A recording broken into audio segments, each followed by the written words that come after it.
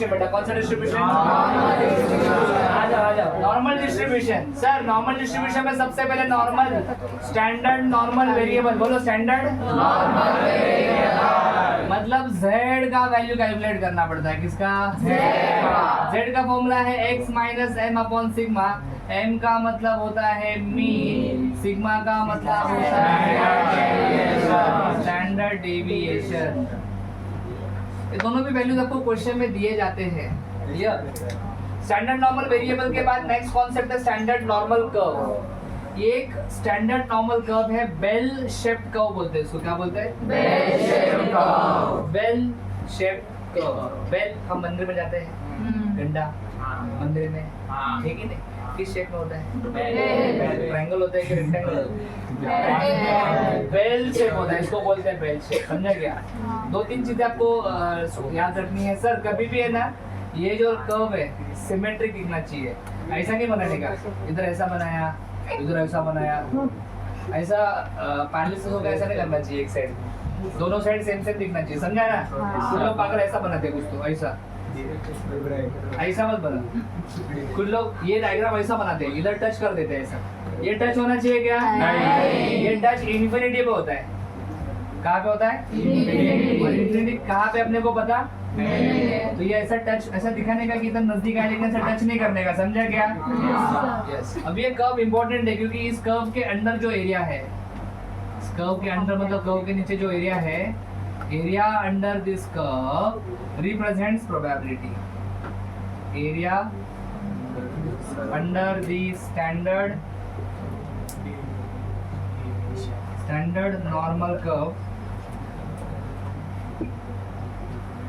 represents, बोलो represents probability। Area represents probability. ये जो एरिया है वो किसको रिप्रेजेंट कर रहा है? Probability. What is total value of probability? Total value of probability हमेशा क्या होता है? 1। हमेशा 1। प्रोबेबिलिटी का वैल्यू कभी भी 1 से बड़ा नहीं होता। यस। तो ये टोटल एरिया कितना होगा? 1। टोटल एरिया 1 होगा। टोटल प्रोबेबिलिटी 1 हो तो टोटल एरिया भी कितना होगा? 1। अगर टोटल एरिया 1 है बेटा, तो मुझे आप बताइए ये इतना एरिया कितना होगा? 0.5। इतना एरिया कितना होगा? 0.5। सो ये जो सेंटर लाइन है, सेंटर लाइन के राइट साइड में 0.5 है, सेंटर लाइन के लेफ्ट साइड में 0.5 है। अभी कैसे कॉन्सेप्ट इस यूज किया जाता है, क्वेश्चन सॉल्व किए जाते हैं, आप देखते हैं क्वेश्चन एग्जाम में जो आ चुका है वो आपके सामने है। क्वेश्चन में पढ़ता हूँ, in a certain examination 500 students appeared. कितने लोगों ने एग्जाम दिया है? 500 बच्चों ने एग्जाम दिया है, ठीक है। Mean score is 68। Mean score is 68। SD मतलब स्टैंडर्ड डेविएशन कितना दिया है? तो सबसे पहले क्वेश्चन में जो डेटा दिया है, मीन स्क्वायर दिया है 68, स्टैंडर्ड डेविएशन दिया है। Find the number of student. क्या पूछा है? Find the number of student पूछा है बेटा। Find the number of students. Okay. Scoring less than 50 and more than 50। तो हम लोग दो पार्ट में सॉल्व करेंगे, पहले लेस देन 50 सॉल्व करेंगे, फिर मोर देन 50। तो चलो पहले लेस देन 50 समझाता, फिर मोर देन 60 भी समझा दूंगा। कोई बड़ी बात नहीं है, सबको समझ में आएगा। जिनको इंटीग्रेशन डेरिवेटिव से एलर्जी है, ये चैप्टर ऐसा प्रिपेयर करो, ऐसा प्रिपेयर करो, ऐसा प्रिपेयर करो कि इस चैप्टर का कोई भी क्वेश्चन कहाँ से भी आए तुमको आना ही चाहिए। समझा क्या? सबसे पहले नोट्स के सारे क्वेश्चन करो क्लास को, फिर तुम कोई भी पेपर निकाल के देखो पिछले 10-12 साल का, आपको नोट्स में से ही मिलेगा। वही घूम फिर के वही क्वेश्चन आते। समझा क्या बाबू? बाबू यस सर। Less than 50। क्या बोला है? Less than 50। Less than 50। Formula निकालने का चिट्ठी में से x minus M upon sigma. ये जो 50 दिख रहा है क्या? हाँ। इसको x की जगह पे रखने का। कहाँ पे? x की जगह पे 50 रखा। m की जगह पे क्या लिखो? 68। सिग्मा 8। बरोबर है कि नहीं? तुम्हारे पास कैलकुलेटर है, उसका यूज करके मुझे 50 माइनस 68 कितना आता है? माइनस 18 कर देगा, फिर 8 से डिवाइड कर, माइनस 2.5। माइनस 2.25। जो कैलकुलेशन करेगा वो पास होगा। बाकी लोग घूमते रहने का है ना। यस सर, z का वैल्यू आ गया, रुको, z का वैल्यू आ गया है, कुछ लिखना नहीं है, सिर्फ कैलकुलेशन करना है, मेरी वाला कैलकुलेशन है, इतना कर सकते हैं क्या आराम से। यस अभी आपको ड्रॉ करना है स्टैंडर्ड नॉर्मल कर्व। क्या ड्रॉ करना है? Standard normal curve. It is a bell shaped curve. Bell shaped curve sir अच्छा बना है? यस हाँ, हाथ से बनाने का फ्री हैंड ज्यादा भी ऐसा टेंशन लेने का नहीं, बरोबर है ना? हाँ। अभी मुझे बताओ ये z का जो वैल्यू मिला है ये नेगेटिव मिला है कि पॉजिटिव? नेगेटिव। नेगेटिव वैल्यू 0 के राइट में आता है, किधर आता है? राइट में। कुछ लोग राइट में बोले ना, इधर राइट में बजाना चाहिए है ना, किधर? हाँ यस लेफ्ट में आएगा, तो लेफ्ट में एक लाइन खींचने का, खींच लिया गया। नेगेटिव वैल्यू रहेगा तो लेफ्ट में लाइन खींचने का, पॉजिटिव वैल्यू रहेगा तो राइट में लाइन खींचा बरोबर से। अरे तेरे को भी लाइन बरोबर मारना है।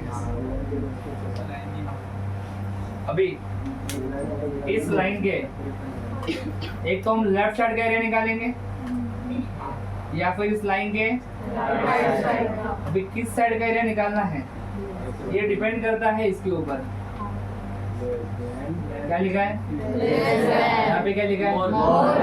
ओहो, इधर देखो, अगर लेस देन लिखा है, लेस देन लेफ्ट साइड,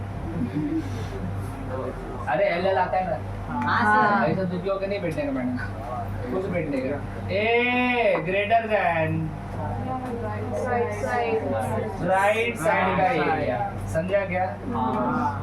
कभी कभी बिलो लिखते हैं, बिलो, बिलो मतलब लेस।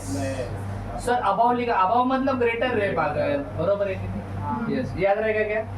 यस तो अपने को इधर क्या बोला है? तो मैं इस लाइन के राइट का एरिया नहीं लूंगा, तो इस लाइन के लेफ्ट का एरिया अपने हाथों से ऐसा हाईलाइट करने का, रेड पेन से मत करना एग्जाम में, समझा? ऐसा हाईलाइट करने का, लेकिन जो एरिया आप फाइंड कर रहे हो उसको हाईलाइट करो, समझा क्या? अंडरस्टूड? ऐसा ही करो, कुछ लोग कुछ भी घान करते हैं, ऐसा ऐसा ऐसा ऐसा करते नहीं, ऐसा प्रॉपर अच्छा लिखना चाहिए, समझा ना? यस हाँ जी, रेडी? अभी ध्यान से देख मैं क्या करता हूँ। हाँ ये कौन सा कलर है? समझते देखो, रेड कलर। वाह, रेड का इधर ये ऐसा एक कलर था, ग्रीन। ये कौन सा कलर है? ग्रीन। हाँ गुड, वेरी गुड, हंसते रहो हमेशा।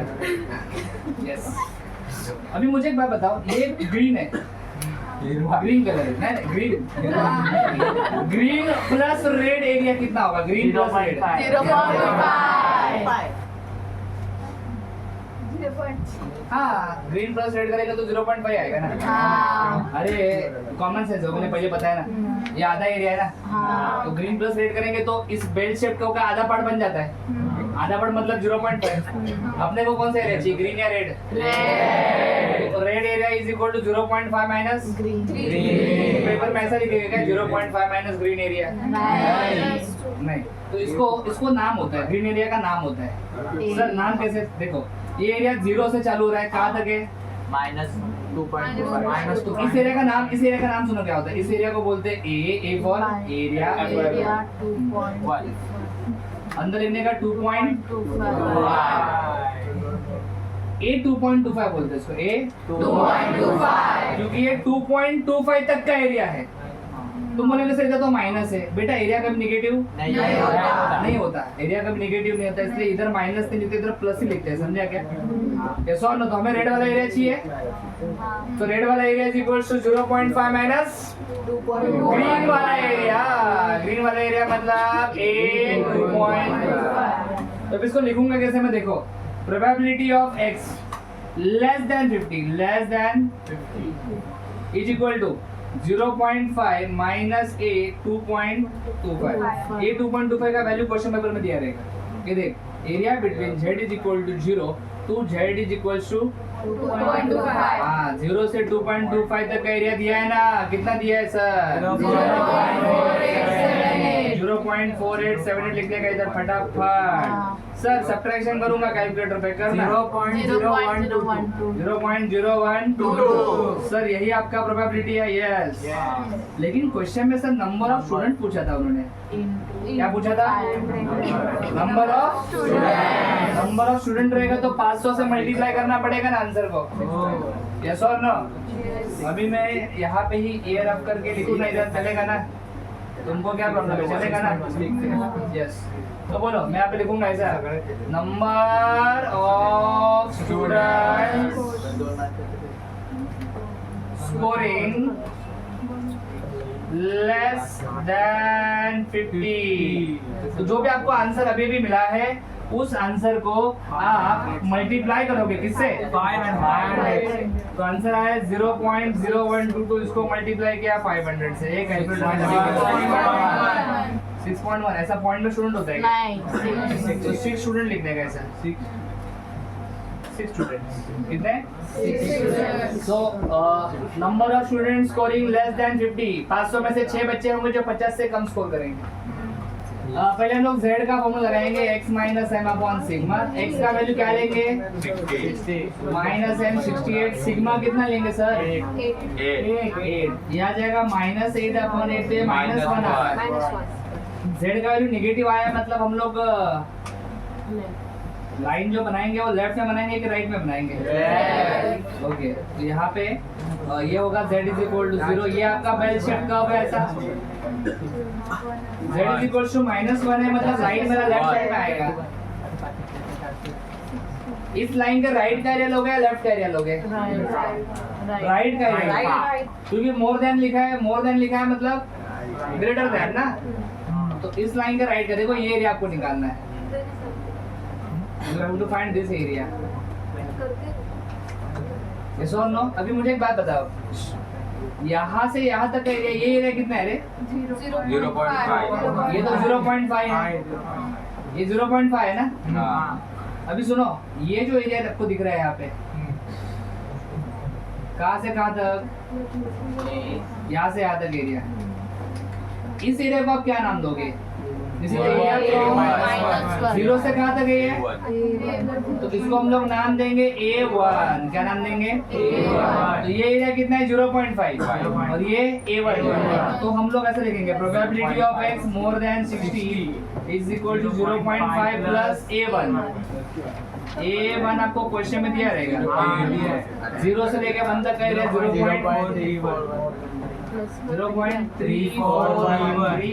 0.8413 ऐसा आएगा ना?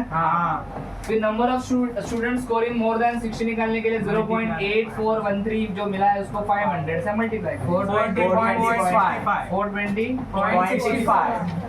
तो इसको अप्रोक्सीमेटली आप 421 कर सकते हैं। ये 0.6 है ना, मतलब 0.5 से ज्यादा है, तो 421 स्टूडेंट ऐसा हम लोग अप्रोक्सीमेटली लिख सकते हैं। समझा आपको? पहला क्वेश्चन पूरा हमने दोनों पार्ट करके दिखाया, लेस देन भी करके दिखाया और have you understood? Yes complete करो अच्छे से। Thanks for watching. अगर आपको ये वीडियो अच्छा लगा है लाइक करो, कमेंट करो, अपने दोस्तों के साथ शेयर करो, चैनल को सब्सक्राइब करो। For complete course download Ganesh academy E learning app. For future updates hit the bell icon. Thank you.